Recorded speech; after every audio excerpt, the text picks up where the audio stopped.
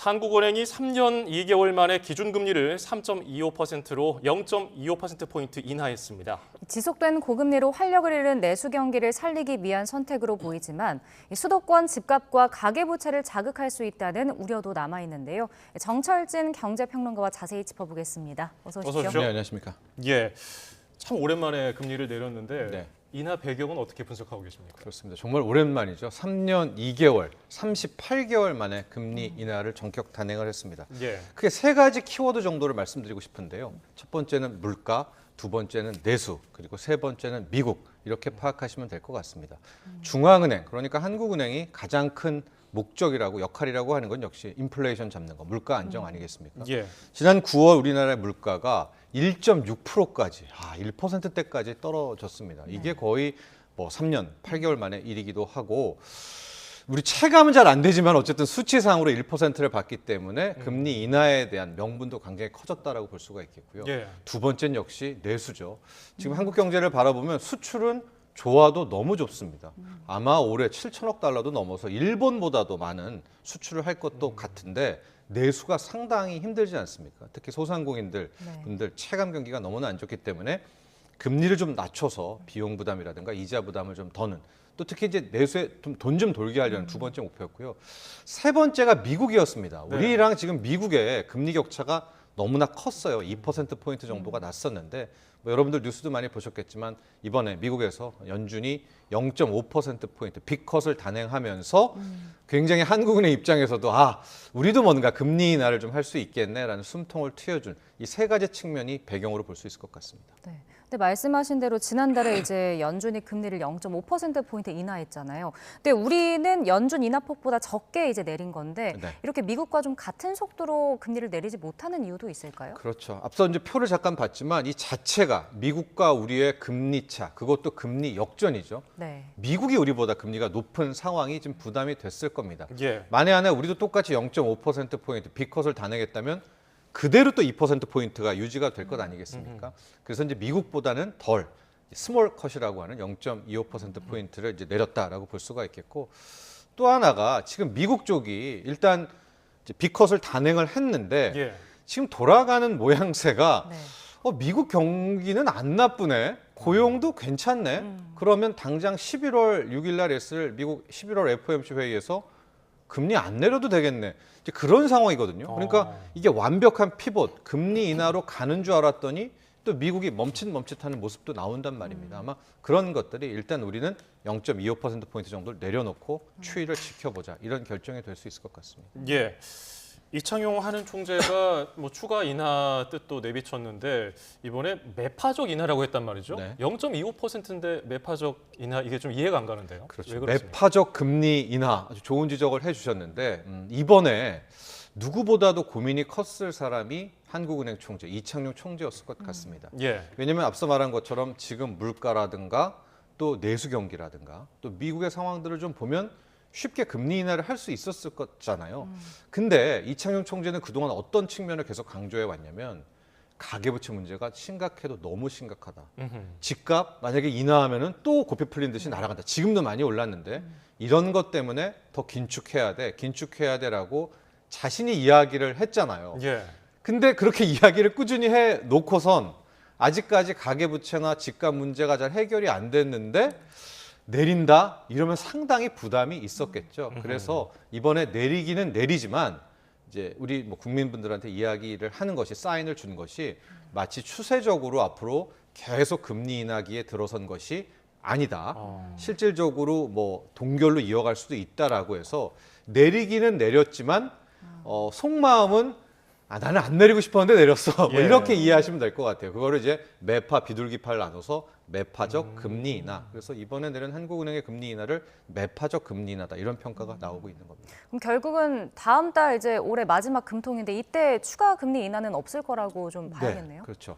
이제 연준이 점도표라고 해서 이제 표를 내면서 연준 위원들 자기의 의견을 내는 이제 그런 뿐만이 아니라 전체 연준 위원들이 점을 찍어서 포워드 가이던스라고 하죠. 향후 금리의 전망들을 하는 것처럼 우리 한국은행도 이걸 좀 도입해서 네. 이제 3개월 후에 포워드 가이던스 전망치를 이제 금통위 위원들한테 받는데요. 지금 금통위 위원들 다수가 3개월 후에 금리 수준 3.25를 제시했거든요. 지금 네. 이제 0.25를 내려서 3.25잖아요. 그렇다면 연내에는 지금 한 번 남았습니다. 11월 금통위가. 이건 동결로 가고 아마 내린다면 내년으로 넘어갈 가능성이 매우 높다. 이렇게 보여집니다. 예. 장용성 위원이 있어요. 금통위원 중에서 동결 소수 의견을 내면서 약간 균열이 생겼다고 알려져 있는데 지금 이런 분위기 속에서 동결을 주장한 이유가 뭘까요? 그러니까 장 의원은 약간 좀 이제 다른 결을 본 것 같아요. 이제 보통 우리가 금리를 올린다, 금리를 내린다의 그 이면을 보면 경제가 좋다, 즉 견딜만 하면 금리를 올리는 거고요. 예. 지금 경기를 너무 나빠서 살려야 되겠다라고 할 때 금리를 내리는 거거든요. 이번에 한국은행도 금리 인하를 하면서 경제 성장률 전망치도 하향 조정했고, 근데 장용선 금통위원 같은 경우에는 아직 한국 경제 좀 괜찮은 것 같아. 아하. 지금 미리 인하하지 말고 조금 더 버텨놓고 정책성이 한번 효과를 좀 본 다음에 내려도 늦지 않다라는 그런 측면에 좀 포커스를 맞췄다. 이제 이런 후문들이 나오고 있습니다. 예. 근데 또 지난 8월에 금리를 동결하면서 금리 인하 시기를 놓쳤다 이런 지적도 나왔더라고요. 네. 그러니까 이미 내수 회복 불확실성이 커진 상황에서 금리 인하를 하니까 뭐 민간 소비 부진을 만회하기 어렵다 이런 내용인 것 같은데 그렇죠. 어떻게 봐야 되는 걸까요? 그러니까 미국도 지금 제롬 파월 연준 의장이 가장 많은 비난을 받고 있는 게 왜 7월에 선제적으로 그냥 0.25 내리고 그냥 9월에 0.25 하지 7월에 안 내리고 끌고 가다가 그냥 해가지고 9월에 왜 빅스텝을 했느냐. 예. 근데 이거 가지고 이제 이야기가 많이 나온 빅컷을 했느냐라고 이제 얘기 나오는 것처럼 아니 이창용 한은 총재가 정말 대쪽처럼 가계부채, 집값 이런 것 때문에 금리를 계속 안 내릴 것처럼 하다가 어차피 내릴 거면서 또 계속 그 한국은행이 거슬린다고 금리 동결의 긴축의 이유가 집값과 가계부채인데 해결된 게 없잖아요. 예. 그래 놓고서 내렸으니까 차라리 이랬으면 지금 내수가 워낙 안 좋으니까 내릴 바에야 지난 8월에 내릴 걸 왜 이랬느냐는 좀 실기론도 우리도 미국과 마찬가지로 함께 나오고 있는 게 사실입니다. 예. 0.25%포인트 금리 내리면서 우리 내수 실물 경제 시장이 좀 살아날 수 있을까요? 여기서부터가 하나의 이제 딜레마이자 숙제이기도 한데 예. 우리가 이제 금리를 내려주는 것은 아주 그냥 이제 쉽게 단적으로 생각해서 저금리가 되면 좀 이자 부담도 덜게 되고 그렇다면 가계 입장에서는 여윳돈도 생기고 그 돈을 쓰면서 내수에 좀 불씨도 붙이고 국내에서 수출 말고 내수에 돈이 돌기 위함이거든요. 예. 그게 통화 정책의 금리 인하의 또 목적이기도 하고. 근데 문제가 이렇게 금리를 내려줬어요. 그럼 이제 가게들이 소비를 해야 되는데 소비를 안 하고 나 집 사야 되겠다. 아. 그래 버리면 이 모든 것들이 이 계획대로 되지가 않은 거죠. 예. 왜냐하면 그 돈들이 또 집값으로 가면 막대한 2억, 3억 빚을 내면 그 이자 갚으려고 예. 가게들은 또 허리띠를 졸라매고 이런 악순환이 나올 가능성도 존재하는 이제 그런 상황이기도 합니다. 그러니까 부디 이게 이제 부동산으로 가면 안 되고 좀 내수 쪽으로 돈들이 좀 돌아야 이번 금리 인하의 내수 경기 회복에 좀 효과가 나오지 않을까라고 보고 있습니다. 네. 그러니까 말씀하신 대로 뭐 금리 인하하면 금통위에서도 우려했던 것처럼 뭐 가계 부채가 늘 거다, 집값을 다시 좀 자극할 거다 이런 우려도 나오고 있고 네. 이창용 총재 같은 경우는 계속해서 영끌족한테 경고 메시지를 보내지 않았나요? 네, 계속해서 보냈고 오늘도 또 보냈더라고요. 예. 지금 내리긴 내리지만 과거 우리 코로나 때와 같은 막 기준금리 1% 미만 이런 시대는 초저금리 시대는 다시는 안 오니까 뭐 영끌족들에게 계속 경고의 목소리를 내고 있는데 이자 감당할 만큼 뭐 해라. 근데 지금 시중에 던지는 메시지는 좀 다를 수도 있습니다. 아니 그렇게 좀 경고를 했으면 이번에도 차라리 동결을 하거나 하지 뭐 이렇게 좀 반대 의견도 나올 수가 있거든요. 그래서 지금 영끌족들의 그 열망, 집을 살려는 열망은 집값 안정, 부동산 안정이 되는 것이 실증적으로 좀 나와야 끝나지 않을까라고 볼 수가 있고 이에 따라서 앞서 이제 금감원장도 나오고 금융위원장도 대출 규제 이런 것도 좀 하면서 네. 가계부채의 규제에 대한 부분을 이제 고려하겠다라고 이야기는 하고는 있지만 계속 말씀드리지만 이 돈들이 또 부동산으로 가게 되면 내수 활성화는 글쎄요 그 효과는 좀 거두게 오히려 더 역효과가 날 수가 있겠죠. 예. 가계 대출을 보면요. 지난달에 워낙 가계 대출이 높게 올랐기 때문에 8월이요? 예, 8월에 그렇군요. 8월이군요. 워낙 높게 올라서 9월 가계 대출 상승폭이 높은 편인데도 그렇게 높게 안 보이거든요. 이 정도 수준 좀 위험한 상황인가요? 아니면 괜찮은 그렇죠. 상황인가요? 저거를 줄었다라고 표현하면 이제 증가폭은 줄었지만 예. 8월은 이제 9월부터 스트레스 DSR 2단계 시행된다라고 해서 막 말일 30일 막 이때 들어가가지고 저 9조 7천억이 나오는 건데 예. 9월에 5조 원대 가계부채 증가액입니다. 잘 보시면은 평균 밴드에 들어가 있죠. 그렇죠. 5조 원대라는 것도 많은 타는 액수고요. 또 하나 9월에는 추석이란 연휴가 있어서 일주일이 거의 휴업 상태였을 겁니다. 예. 그런데도 5조를 빌렸다라는 것은 현재 가계부채 증가세는 절대 꺾인 것은 아니거든요. 이런 점은 우리 당국에서도 꼭 유념해야 될 것 같습니다. 네. 그리고 이제 보통은 기준금리를 인하를 하면 통상 대출금리도 내려가잖아요. 근데 이번에 뭐 크게 변화할 가능성은 뭐 크지 않다 이런 분석도 나오던데 그 왜 그런 건가요? 최근에 한 2년간의 모습을 보면 우리나라의 시중금리, 뭐 은행채 금리라든가 뭐 국채 금리라든가 심지어 회사채는 아니지만 이쪽 금리 채권이 네. 한국은행이 그중금리를 올리고 내리고도 영향을 분명히 미치지만 아예 미국을 바라봅니다. 그러니까 미국의 연준의 방향, 그래서 미국의 뭐 큰 틀에서 시장금리라고 할 수 있는 10년물 국채금리의 방향성을 따라가는 거예요. 그러니까 우리가 이번에 기준금리 인하를 했지만 과연 나의 주택담보대출 금리가 떨어질 거냐 말 거냐. 그 영향이 한국은행 영향도 있지만 오히려 미국의 채권 시장, 아하. 미국의 10년물 국채금리를 바라보는 경향도 상당히 크기 때문에 조금은 더 내 주담대가 당장 다음 주부터 변동금리가 뚝뚝 떨어지겠냐? 이것은 좀 미지수고 오히려 미국 쪽의 채권 금리를 바라보는 것이 또 맞다. 이런 대목 때문에 그런 이야기가 나오는 것 같습니다. 예. 주식시장 얘기 좀 해볼까요? 우리가 통상적인 그 상식으로 볼 때 금리가 내려가면은 주식시장에 좀 붐을 일으키는 이런 걸 봐왔는데 오늘 보니까 좀 떨어졌더라고요. 그렇죠. 이제 중기적으로 보면 실은 이제 금리 인하는 주식 하락기와 맞고요. 예. 오히려 주가가 오를 때는 금리 인상기기는 하나. 아. 그러나 이런 단기 이벤트, 특히 우리가 지금 38개월 만에, 3년 2개월 만에 금리를 내린 거니까 오늘 하루 정도는 주식시장도 좀 반색을 해야 될 것 같은데 네. 결과적으로 좀 오른다 싶었던 주식시장 상승폭을 다 마감하고 이제 마무리가 됐고 오히려 코스피 같은 경우에는 약보합 하락 마감을 했었거든요. 예. 이유가 있습니다. 이유는 외국인들이 한국 주식을 계속 팔아서입니다. 아하. 7월부터. 그런데 또 하나의 이유, 여기서부터는 우리가 나중에 좀 확인을 해야 되는데 지금 한국 주식을 파는 건지 아니면 한국 주식 중에서 삼성전자만 파는 건지 이게 지금 상당히 헷갈려요. 왜냐하면 예. 한국 증시의 한 30%, 25에서 30% 비중은 삼성전자고요. 최근 7월 이후에 외국인들이 거의 11조를 한국 주식을 그냥 매일 팔아치우고 있는데 이 중에 90%는 삼성전자만 지금 투매하고 있거든요. 예. 그래서 이 부분은 조금 더 나중에 확인을 해봐야 되겠지만 뭐 1등주, 대장주인 삼성전자가 저렇게 계속 미끄러지고 외국인들이 그냥 눈 떴다 하면 팔고 그 다음날 또 팔고 하고 있기 때문에 현재로서는 뭐 국내 증시 자체가 힘을 내기는 이런 금리 인하라는 이벤트 속에서도 저런 결과가 나왔다 이렇게 분석해 보겠습니다. 네, 지금 삼성전자 얘기를 해주셨는데 어제 이어서 안 그래도 오늘도 오만전자로 마감을 했더라고요. 네. 이것도 그럼 그 외국인들이 판 것 영향이 있고 뭐 그 외에 또 다른 맞습니다. 것들도 있을까요? 네, 수급과 재료죠. 주식은 항상 뭐 수급 샀다 팔았다와 재료 이벤트 뭐 여기가 잘했냐 못했냐 실적은 뭐냐인데 삼성전자는 지금 수급과 재료 둘 다 최악의 국면입니다. 수급으로 놓고 보면 이제 7월 87,000원대에서 59,000원으로 이제 떨어질 때 매일 팔았거든요.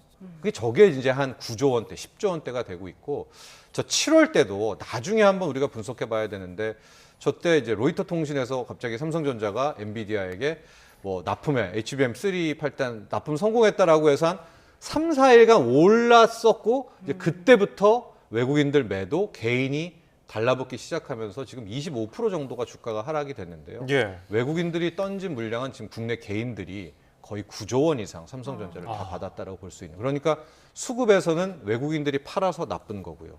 재료 측면에서는 뭐 여러 가지가 있겠지만 한 가지 말씀드리면은 이제 HBM3E 그 다음 세대 3E 익스텐션이죠. 그 다음 세대의 8단, 12단인데 엔비디아 납품 계획이 납품 계약서가 아직도 안 나오고 있어요. 이게 예. 참 SK 하이닉스도 벌써 12단을 양산하고 있고 우리보다 뭐 우리가 잘 무시했던 마이크론조차도 지금 8단 물론이고 12단까지 다 성공해서 엔비디아와 계약하고 있는데 천하의 삼성전자가 HBM3 8단도 아직 이렇다 할 엔비디아와의 뭐 어떤 뭐 진짜 사인 납품 계약이 안 나오고 있으니까 이게 정말 재료 측면에서는 상당히 크고요.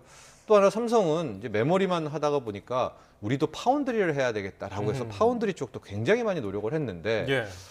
아마도 이번은 속보치가 나오는 거고요. 네. 최종치가 나올 때 보면 알겠지만 삼성전자의 파운드리는 상당 부분 어려운. 그래서 이번에도 아예 보니까 파운드리 쪽 인력을 그냥 메모리 쪽으로 다 빼간다. 그러면 삼성전자가 메모리 그 이상을 바라보니까 우리가 프리미엄을 줬잖아요. 예. 근데 그냥 파운드리는 못 하겠네. 그래 하는 거야. 그런데 메모리도 HBM3도 안 된다고 이 두 가지가 겹치면서 재료 측면에서도 좀 암울한 전망이 나오고 있는 겁니다. 그렇군요. 자, 다음 주제도 살펴보겠습니다. 자, 우리 정부가 발행한 국채가 이제 세계 국채 지수에 편입을 했습니다. 윅비라고 하더라고요. 네. 사수 끝에 성공을 하게 된 건데 이게 어떤 의미가 있습니까? 아주 쾌거고요. 의미 있는 일이고 참 박수 칠 만한 일인데 예. 이게 좀 묻혔어요. 최근에 이제 증시와 시장이 너무나 안 좋기 때문에 특히 환율도 그런 건데요. 이건 주식이 아니라 채권에 대한 이야기입니다.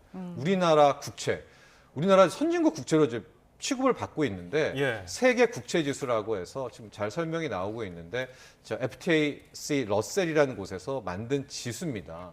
근데 저기에 편입이 못 된 겁니다. 그러니까 아니 우리나라 경제 수준인데 우리 한국 국채가 선진 국채 취급을 못 받는다고 하다가 이번에 사수 끝에 들어가게 됐는데요. 어떤 의미냐면 이번에 비중이 한 2.2%를 실릴 거예요. 예.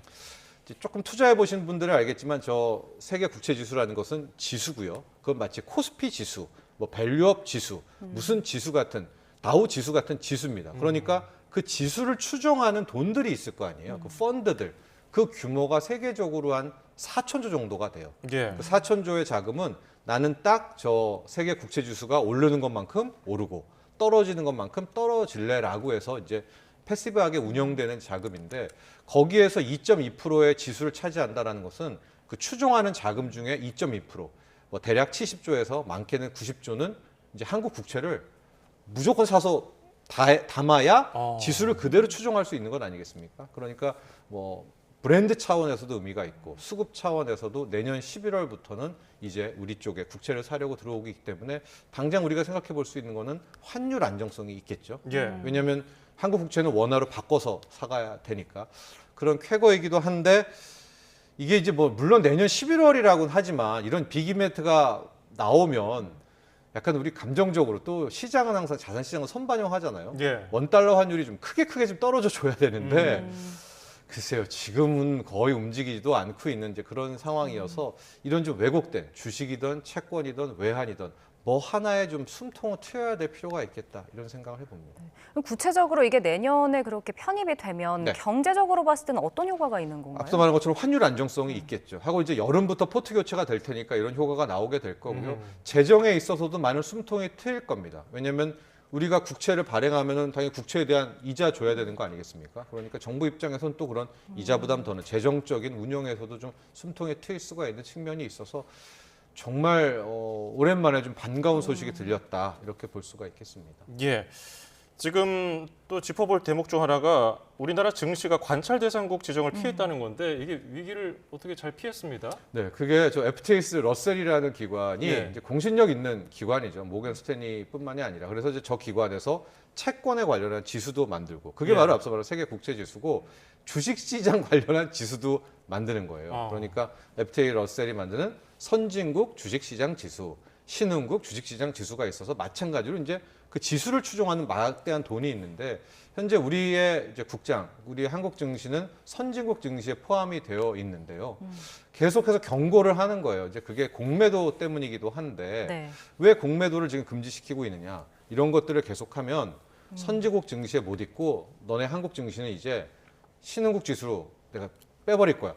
그러면 돈 들어오는 사이즈가 다르잖아요. 이제 그 지수를 추종하는 자금들. 그래서 걱정을 많이 했는데 일단은 보겠다라고 했더라고요. 주식시장 이야기입니다. 예. 그렇다면은 아마 내년 3월께에는 정부가 공매도 금지를 더 이상은 연장하기는 좀 부담스럽지 않을까. 또 이런 추론도 해볼 수 있을 것 같습니다. 예. 우리가 3대 채권 지수 중에 2개는 이제 목적 달성을 했는데 주식 쪽이 이제 하나 과제가 있습니다. 네, MSCI. 맞습니다. 네. 이 부분이 그럼 공매도나 뭐 아까 말한 뭐 관찰 대상 맞아요. 대상국 네. 지정을 피한 그 문제랑도 엮여 있는 그렇습니다. 것 다 같아요. 지금 공매도 하나를 가지고 MSCI든 FTSE 러셀도 우리를 이제 계속 건드리고 있는 거기 때문에 예. 아마 당국이 더 연장하기는 좀 힘들 대목도 있겠지만 그렇다면 그 전에 좀 풀어야 될 숙제들이 많이 있을 것 같습니다. 예. 지금 밸류업 지수 관련해서 상법 개정에 대한 요구도 많이 나오고 있고요. 금투세는 또 어떻게 해결할지.